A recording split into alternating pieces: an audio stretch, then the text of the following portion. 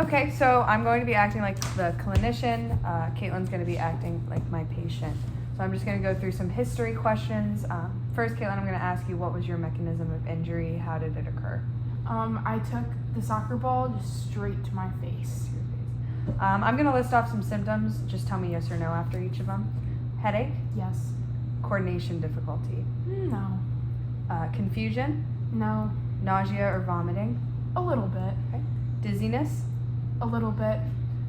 Are you sensitive to any lights or sounds? Yes. Drowsiness? Nope. Difficult memory? No. Good. Irritability? Yeah. Definitely. Fatigue? No. Forgetfulness? No. That's surprising because you're usually 5 minutes late to kinesiology. Yeah. Nervousness? No. Do you feel like you're in a fog? No. Have you had any emotional outbursts? No. Anything feeling blurred or anything like that? No. Okay. My next question, have you ever had a concussion before? I have. When was it? Freshman year. Freshman year? Yeah. And then how many concussions have you had in your whole? Just one. Just the one freshman year. Just the one freshman year, Yeah, and now the one that we're analyzing. Yeah, the one we're analyzing. Perfect. So now I'm going to be the clinician and Rylee is going to act as the patient. When was your last concussion? Sophomore year of high school. Okay. What symptoms did you have when you had that last concussion? I felt like I was in a fog. I had a very bad headache and blurred vision. Gotcha. How long was your recovery? How long did the symptoms last? A little over a week it took till I was back. Was there any loss of consciousness? No. With that one? No. Perfect. Hello, I am now the new clinician and we're going to continue the history part of Miss Kaitlyn's concussion protocol. So are you still having symptoms? Yes, I have a horrible headache and lights are just bothering me like crazy. Okay, lights are bothering you. Any like haziness, nausea, dizziness? No, a little bit of nausea, but that's it. Are you having trouble focusing in class? No, not really. Okay. Did you ever have a CT or an MRI scan done? No. Okay. And when was your last concussion? It was freshman year, and I think that's it, yeah. That's it? All right. And then how long did you have to wait from that concussion to go back into play? About a week and a half. Okay. And you're not playing right now? No. Okay, awesome. Did you have to do impact testing program? Yeah, we do sway for soccer. Okay, so you did do a sway before and after that concussion, and then again after you got off a protocol? Yes. Okay, awesome. As I'm observing Kaitlyn as the clinician, I would check her movement in her extremities. So I would see, can you lift your hand above your head? What about your other hand? Can you stand up? Okay, you can give me a spin maybe. Oh, okay. Yeah, looks good to me. Okay, so then if I were the clinician, I would do the pupil equality and symmetry. So I would use the flashlight and I would just kind of shine it in her eyes. I see that both pupils are contracting the same, and so then I would tell her to cover up one eye. I'm going to shine the light and then uncover your eye. Well, you can't blink. Yeah, sorry. Uncover your eye. And her pupil in that other eye is the same size despite being like covered up as the one with the light shining in it. Do you want to do the other eye? Go ahead and uncover. And then it's the same in the other eye, so she has no issues with her pupils. All right, now we're going to continue with the observations. As I'm sitting here, the positioning of her neck seems pretty normal. Do you feel like you've been tilting your head a lot recently? No. Awesome. I'm sorry, I'll stop saying that. How did you hit your head when you got injured? Ball just came straight to my face. Okay, and did you find yourself tilting your head back? Yes. Okay, did your head hit the floor? It did not. Okay. Have you experienced any neck pain? A little bit in the back, but nothing. Has that consistently been hurting you? It's better now than it was originally. Okay. Have you felt any differences in your sense in like your fingers, toes, No. anything like that? Have you felt any other kind of problems of like muscle spasms or No. anything? Can you just let your hands out and close your eyes? I'm just gonna touch your finger and I want you to tell me which one. That's my left pinky finger. That's my right pointer finger. That is not a finger. No. That's what my is hand. Okay. Cool. And if she had positive 2 out of the 3 of those kind of questions, I would be concerned about a spinal cord injury. But it seems like we only really had 1, so I'm not too concerned. Hi, so I'm now the clinician, and I'm going to be taking her radial pulse. The radial artery runs right on the lateral side. So I'm going to put my 2 fingers on her pulse. And once I find it, I'm going to go and record it for 15 seconds.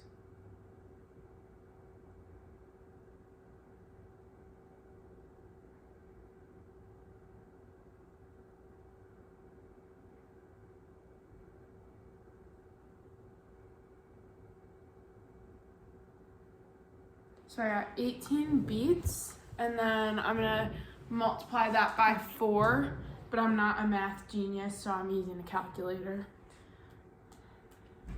So that would be 72 beats per minute. Awesome. So now I'm going to go ahead. I'm the clinician now. We're switching it up. And Here, I'll be the patient. I'm going to take you. I'll just Kaitlyn. stand in the background, approving what they're doing. Approving.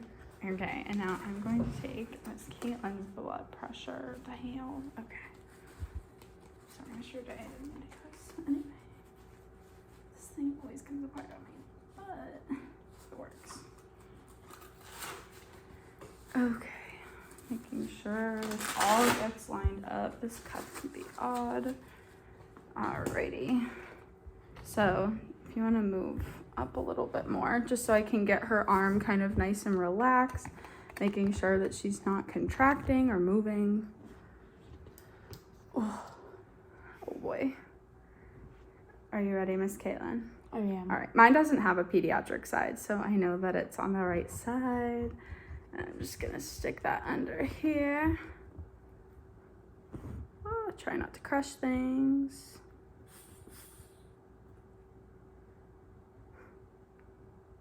Okay.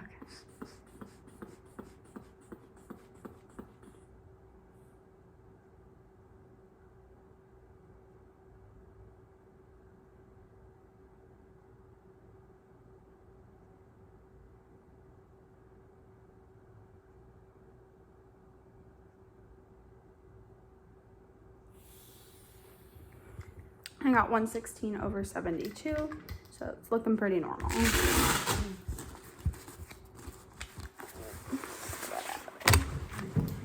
I take your stethoscope? Now I'm gonna be the clinician. Like, let me make sure it's. Who wants to be? I'll just keep All right. doing that. Sounds Doesn't good. matter. So I'm going to be doing respiration rate. So I'm just gonna stand up like you do it. So a trick, you know, my good friend taught me, that I'm gonna ask Kaitlyn, pretend you're not listening to me right now. I'm gonna tell Kaitlyn that I'm going to be listening to her heart rate. Yep, heart rate. When I'm actually listening to her breathing rate to see how many, but I don't want her to throw her off, so I'm gonna lie to her. So Kaitlyn, I'm gonna listen to your heart Oh, perfect. for about a minute. Okay.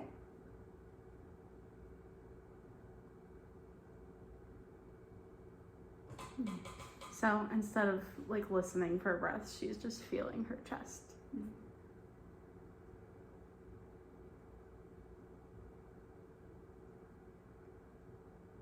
Okay, and I would do that for about a minute, and a normal respiration rate is about 16 to 20 breaths per minute, and that's what I was just listening for and watching as her chest elevated each breath. Good job.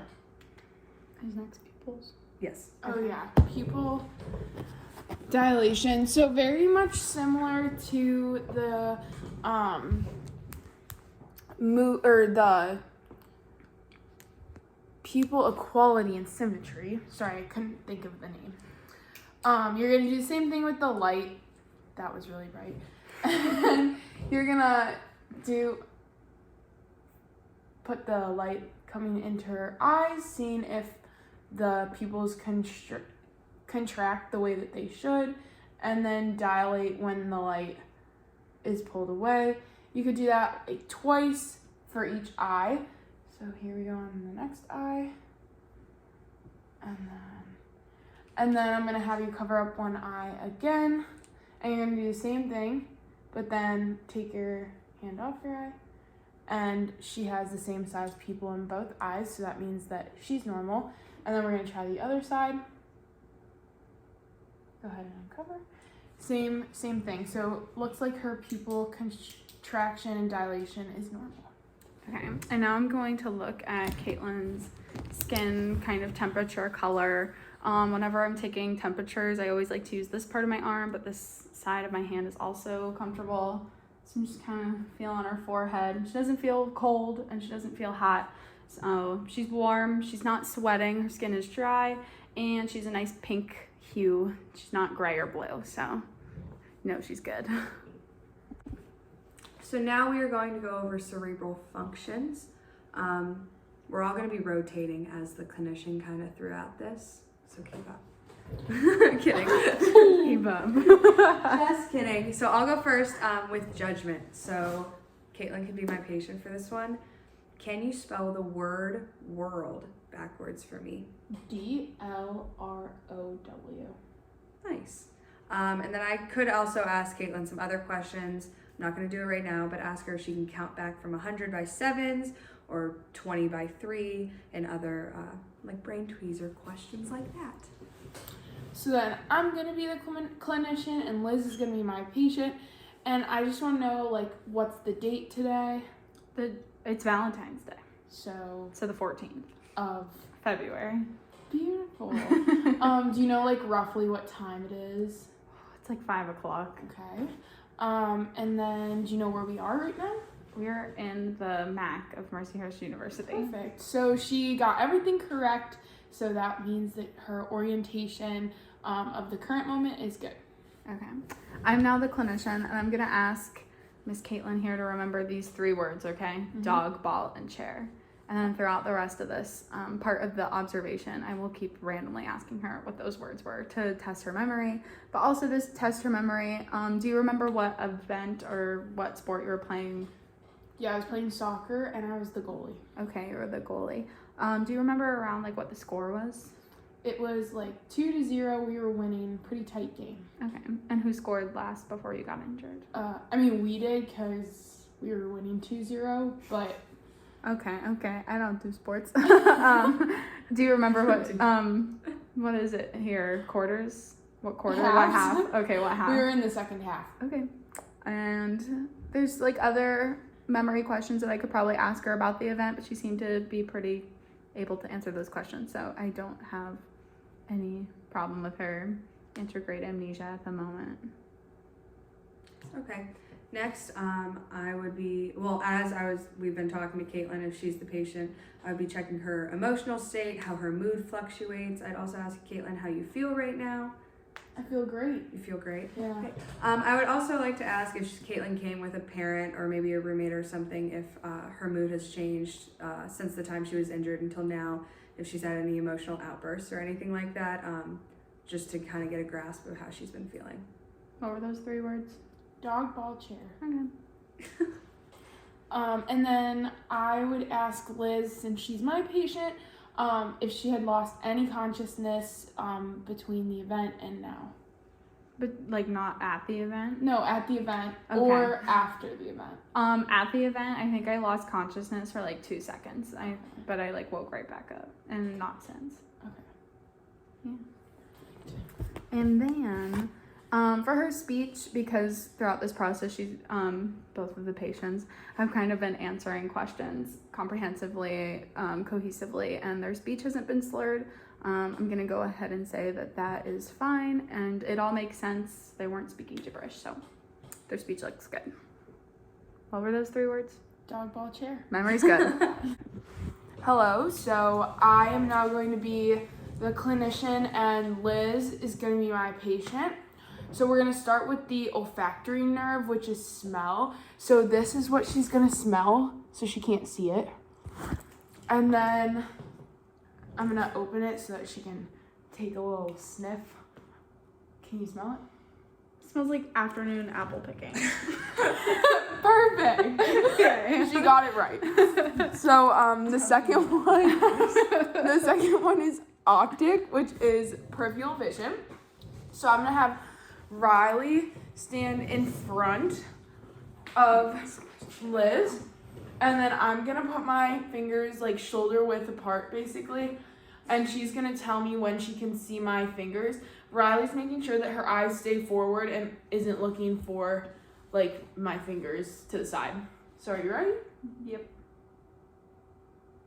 It's now. So as you could see, she continued to look forward at Rylee, and also her like she saw the fingers right as they came like just in front of her shoulder. So that was normal. The next one is going to be oculomotor, which is the movement of the eyes up and down, and then also the dilation of the pupils, which we've already done, but we'll do it again just so that you know we're checking it off the list. So I'm going to have you follow my finger with your eyes up and then down, which she did it perfectly. And then I'm going to see if your pupils dilate or constrict. There you go, perfect. And then uncover one eye. Uncover your eye. Perfect. And then uncover. Perfect. So all of her pupil dilation is normal. So I forgot to do the fourth, which is the trochlear nerve. And the trochlear nerve is the side-to-side movement of the eyes. So I'm going to have you follow my finger again with your eyes. To one side, then to the other, back to the middle. And she did that all correctly. No issues going back and forth. So now I'm going to be testing Elizabeth's cranial nerves. First is the trigeminal nerve. I've already given Elizabeth a piece of gum, so I'm just seeing she can chew, mastication, checking all that. It looks good to me. Next is abducens. So this is the side-to-side movement of the eye. So I'm going to ask Liz to follow my finger, and I'm going to watch her eyes move, and they're not lagging or not glitching, but like twitching in the back. So that looks good. Next, I'm going to do the facial nerves. So I'm going to ask if you can smile. Can you wrinkle your forehead? Can you stick your tongue out for me? And she was able to do all of that okay. And finally is acoustic. So first I'm going to ask you if you could stand up. Try and stand on your dominant foot with your eyes closed. I'll be here if you fall. Oh my God, I don't know if I can. And then let's try the other one. Perfect. So balance looks good. And now I'm going to test. You could use ticking of a watch. I'm going to check her hearing. So I'm going to ask you to close your eyes and then let me know when you hear a vibration or anything like that. Yes. Right there. Okay, and everything looked good. Okay, hello. I am now the clinician, and I'm going to be testing Rylee on some of her, on the last 4 of the cranial nerves. So for her glossopharyngeal joint, we tried looking for tongue depressors, and we couldn't find one. So if I did have a tongue depressor, I'd ask her to put her tongue down, kind of put my stick all the way toward the back of her mouth. Try to get that gag reflex going. I would also make sure to have a trash can right here because I don't want to get vomited on. But because we don't have a stick, I can't really do that. So I hope that explanation was good enough. For the vagus nerve, I'm going to have Rylee go, ah. Look good. For the accessory nerves, can you just shrug your shoulders up and down? Awesome. They looked equal, so I'm good with that. And can you just stick out your tongue for your hypoglossal? Yep. Looks good. So I'm the clinician and Rylee is now my patient. And so we're going to do the Romberg test, which is I'm going to have her stand in the middle of the 2 of us. And she's going to close her eyes, put her feet together. And then she's going to tilt her head back. And then I'm going to stand behind her to make sure she doesn't fall backwards. Liz is going to grab her shirt to make sure that she doesn't fall backwards as well. Is that as far as you can go? Mm-hmm. All right, so that would be the test. It looks like she has full range of motion. So that is good. The next thing we're doing is heel to toe walking. And Rylee is going to be the patient here. So just like a sobriety test, you're gonna walk in a straight line like that.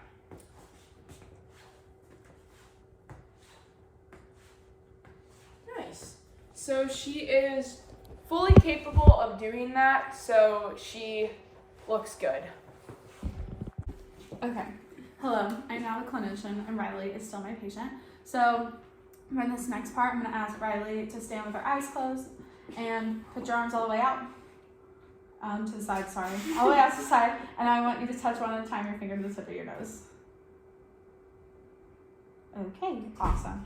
She was able to do that with no problem, and she hit her nose both times, so that's a good sign.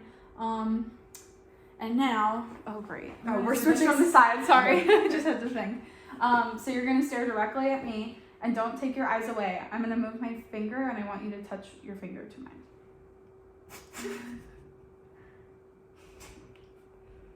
I promise I don't have a concussion. Don't believe you. Okay. That one was pretty decent. She was able to get onto my hand at least, so Nice. pretty good. All right, now Liz is gonna be the patient, I'm gonna be the clinician, and I'm going to test her grip strength first. So what I'm gonna do is I'm gonna cross my fingers, or cross my arms and have my fingers like this, and I'm gonna ask you to grip my fingers. All right, and both grips are very tight, so that is good. And now I'm gonna test like we're gonna do break testing. For break testing, I'm not gonna do all of them, but I do shoulder, arm, her fingers, and then for lower extremity, I would do like her feet, her toes, and then her legs. Just to show you a break test, I'm gonna have you put your arm. Do I have permission to touch you? Yeah, you're good. And she asked before, it's fine. And I'm gonna you push your arm up, and don't let me push your arm down. Okay. Go. 1. Okay, and that was good. Oh, also for other cerebral functions, we would test on the Biodex balance system and do the BEST test. We're not going to go to the Biodex balance system right now. For BEST test, I'd have Liz stand with her feet.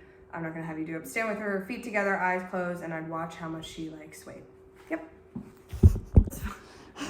Hello, I am the clinician again, and we are going to do some deep tendon reflexes. Rylee is my patient here. So I'm going to start with the biceps tendon, which is going to show us about C5. I'm gonna get nice and personal with Rylee here, just so it's easier for me to kind of grab her tendon. You can relax your arm since I'm holding it up for her. I'm gonna find that and hit right on that, and her arm moved a little bit. Now I'm gonna hold underneath her arm. You can relax and find that cord. This is gonna tell us about C6, and I'm gonna hit that, and her hand moved a little bit. So those are good. I'm testing Liz's deep tendon reflexes. This is C7, her tricep. I'm in pain. It moved a little. I don't know if you could have seen that. Oh, Dang it! no! I just looked. All right, we're gonna go again. I mean, you're doing it right. Yes, I can Yeah. feel it there. I just can't watch. Okay. Perfect. Well done.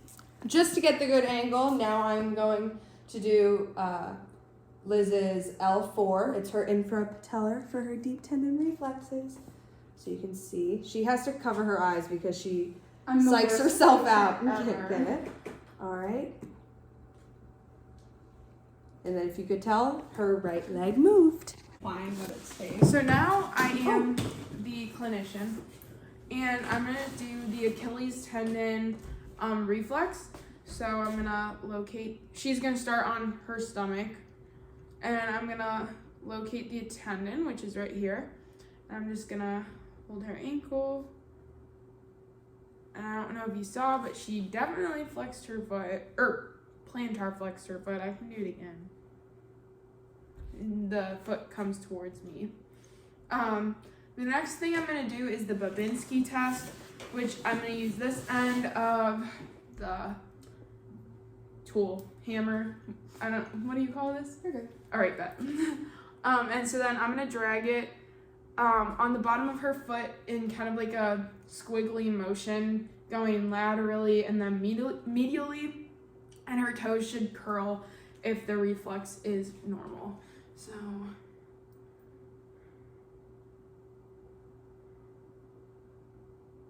I don't know if you saw, but her toes did curl, not completely, but the reflex was there. And then the last one is the clonus, so ankle clonus. So this is obviously fake because she doesn't have it, but essentially I would force her foot into dorsiflexion, and then if it was a positive test, her foot would continually plantar flex, which it doesn't. But like, can you kind of demonstrate what it would look like if it was positive? No, plantar flex. I'm trying. Yeah, like it would go like this. Yeah, I'm trying. Yeah, like that. Over and over again, but without my help. So yeah. But it's negative because it doesn't do that. Hello. For this next part, we are all going to be discussing with you the indications of for an ER trip for your patient. The first one is concern for your ABCs, heart rate, and blood pressure. If your patient is lacking a pulse, if they have a blocked airway or they are not breathing, that's a pretty good indication to get them to the hospital. If they have a really high heart rate with a really low blood pressure, it's also a very good indication that they are going into shock and probably need to go to the hospital. On top of that, any dropping HR, BPs, those aren't good. We should probably go to the hospital. Along with that, severe symptoms. If your patient is convulsing, if they've had prolonged loss of consciousness, if they are actually just unresponsive in general, I would send them on into the ambulance to go get checked out. Additionally, if any of their symptoms get worse over like the course of the day, the next couple of days, then that is a reason to send them to the hospital or the ER. And then localized symptoms, which would be like raccoon eyes or a severe headache in one spot on their head, that would also be an indication to send them to the hospital. Two other indications would be loss of consciousness, if it was while the accident happened or when the injury happened or after that. And also you would take your patient to the ER if their parent or their coach really wanted them to go. You always want to go by better safe than sorry. For our return to play criteria for the last part of the evaluation, we would refer to the NFL that has the 5 steps where they slowly increase intensity in like what they are and are not allowed to do, and you have to pass each phase in order to move on to the next one, and you can regress into different stages if your symptoms get worse. And the 5th stage being that it is full return to play and they are allowed to continue with their normal daily lives without being on concussion protocol anymore. Thanks for watching our eval.